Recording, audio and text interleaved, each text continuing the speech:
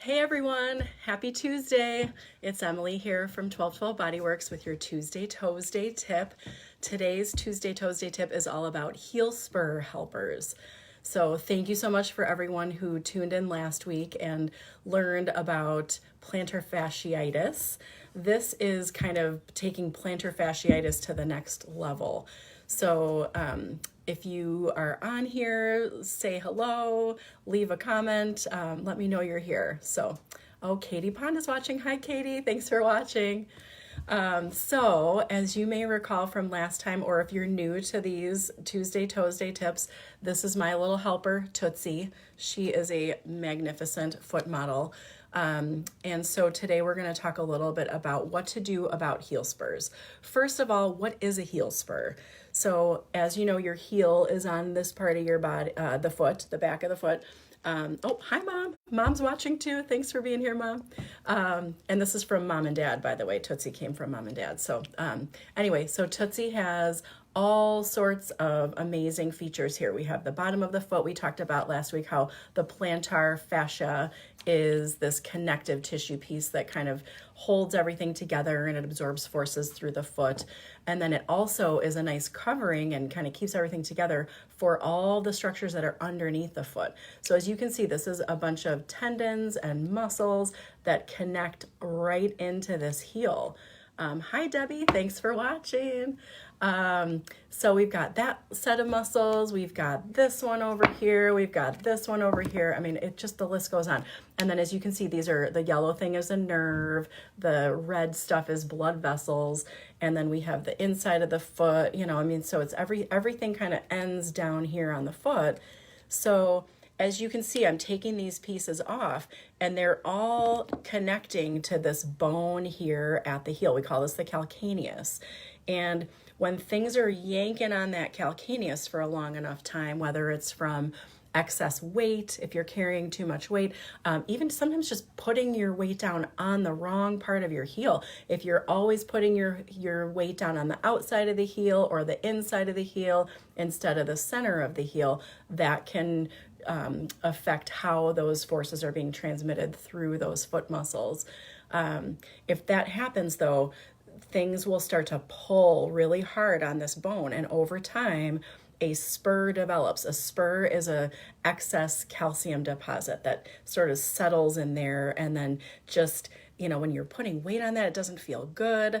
So there is a surgical option to cut that out, and I don't even know how they do it because there are so many layers of things happening there that you can't possibly, I mean, it would be great to talk with a podiatrist on here on a Tuesday Toesday tip one day to see what is it that they actually do. How do they get through all of these layers? It's really easy for me to pull them off, but it's not so easy to cut through all of those, I would imagine.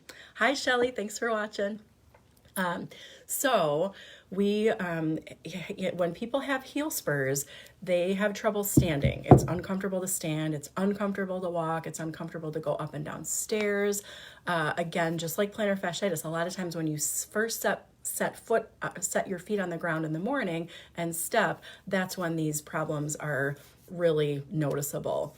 So there are more solutions, as we talked about last time. So very similar to plantar fasciitis, with heel spurs, you can get some inserts for your shoes that make it a little bit more comfortable for you to put weight on your heel. So these are really cool. I don't have one to show you, but it's basically like a little pad that you can buy them from your local drugstore, but it's a rounded heel pad that has a circle cut out in the center for the heel spur so that you're not putting like weight right around there. So you're distributing the weight forces around it instead of right on top of it. So that's probably the best symptom manager to find. When I was doing research for this Tuesday Toesday tip, I came across all sorts of different recommendations for stretching the fascia and stretching the muscles. And if you haven't heard me say this already, I may be one of the only physical therapists that you've heard that says easy does it on the stretching, but I am not a big fan of stretching. If something is tight, yes, you may feel like you need to stretch it, but oftentimes the things that are tight on the bottom of the foot, I'm going to sound like a broken record pretty soon. The things that are tight on the bottom of the foot oftentimes are not being balanced out by the strength on the other side of the foot. So just like with plantar fasciitis, my main tip for you for symptom management and trying to help alleviate some of the pressure on the foot is to bring your toes towards your nose. Hi, Mario. Thanks for watching. It's your dedos, right? Mario is my Spanish-speaking friend, so dedos, I think, are the toes. Toes towards your nose. All you do is you just straighten your knee, reach your toenails towards your nose. So I can't really show you on this model because it doesn't move that well, but any chance you get, toes towards your nose. Hi, Jessica. Thanks for watching. So that is what we can do for short-term solutions. Yes, like I said, they can cut that heel spur out of there, but if you can avoid that, I think that would be great. The other long-term solution for heel spurs is to find the source. Again, I'm going to sound like that broken record. Same thing with plantar fasciitis. It's not always a foot problem. Yes, you have pain there, but your foot is the first thing that absorbs force for your body every time you stand up and walk around. And this tiny little thing is having to distribute all of those forces. So maybe your knee isn't doing what it should. The muscles around your knee. Maybe it's your hips. Maybe it's your pelvis. Maybe it's your head. And I'm just learning now that maybe it's your eye muscles. Maybe your eye muscles aren't tracking well. And so your postural reflexes are thrown off. And then just the way you put your weight on your foot it becomes problematic over time. But it's not just a foot issue, it's a whole body issue, or it may not be everything, but there may be answers in other parts of your body than just the foot. So again, you'll tune in next week for the Tuesday Toesday tips on toe pain.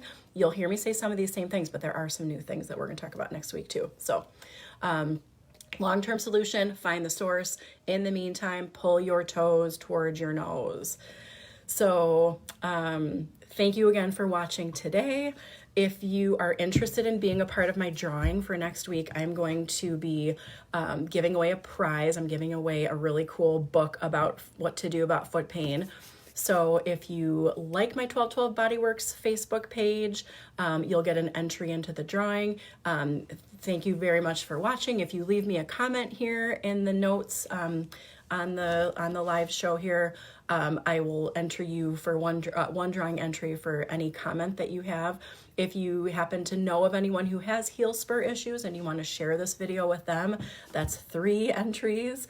And then connect with me. Let's schedule a virtual session. I'd be happy to kind of walk you through some things that might be unique for you. So if you connect with me, that's 10 entries. Woohoo!